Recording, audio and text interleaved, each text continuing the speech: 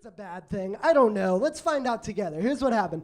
I'm walking down the street to my car. Up ahead on the sidewalk, I see a woman who is having a very heated conversation with a group of pigeons that have gathered around. And she is stomping her feet and she is shaking her fists and she's saying, "This concrete is too hard.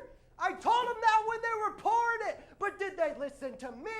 Hell no!" And you guys, at this point, I am too close to detour. I just keep my head down and I hope for the best.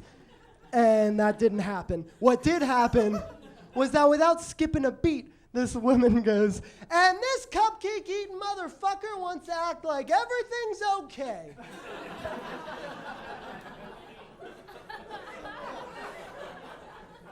And you guys, I had my head down, and so I wasn't sure she was talking about me, and I get curious. I'm like, was she talking about me? And the other part of my brain is like, Jay, you make everything about you. Maybe she wasn't talking about you.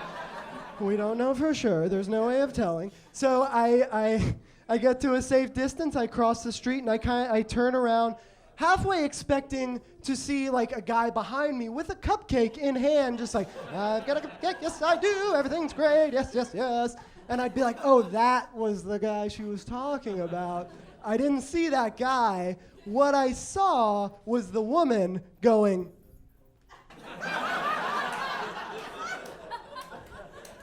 So I think she was talking about me. I called a buddy of mine today, and he didn't answer, and I didn't leave a voicemail because I'm not my mom. And he called me back later, and he said the thing that so many people say. I know I've said it before. He's like, "Hey, man, what's up? Did you try and call me?" And I was like, "No, I fucking succeeded." Like, no, I called you, it rang, I did my part, you didn't do your part, all right? We had an agreement. It's not like, "Oh, dude, I'm so sorry. I tried to call you. Here's what happened. I pulled my phone out as I was going. A condor, a hawk, some kind of bird of prey. I don't know. I didn't get a good look at it. It swooped down. It knocked the phone from my hand. I tried to call you, and nature would not allow it."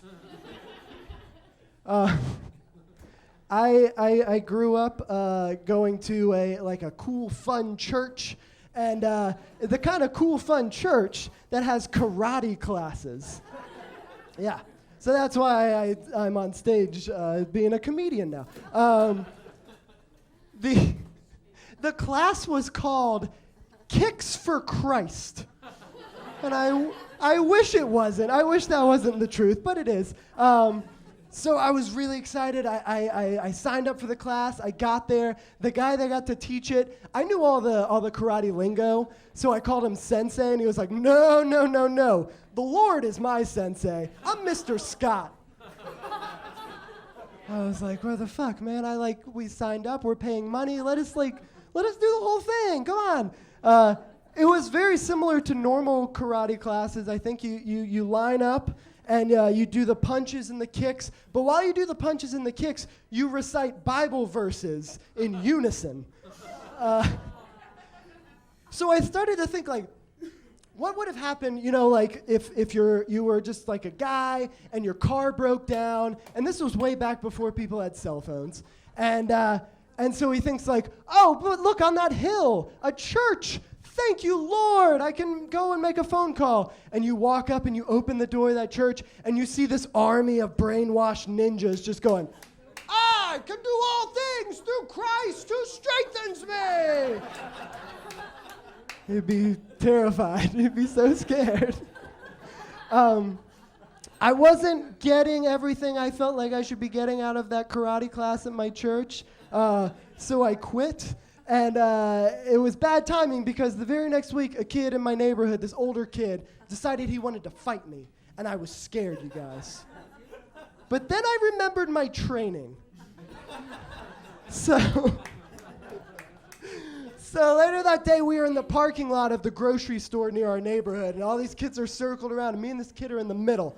And I go, "The Lord is my shepherd," and it just hit me right in the face. Just boom.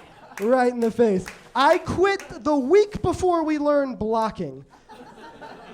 You guys, thank you so much. Have a wonderful night.